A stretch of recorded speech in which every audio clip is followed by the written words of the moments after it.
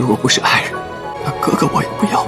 其实，在过来找你之前，我已经做好了再也不联系的准备，你知道吗？我甚至接受以后再也不联系了。但这有个前提，我至少要知道我失去的那个人是谁。我只问你一次，你是谁？我是你哥。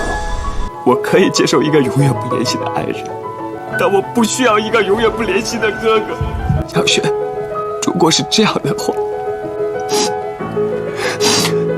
那我就听你的，到此为止，到此为止。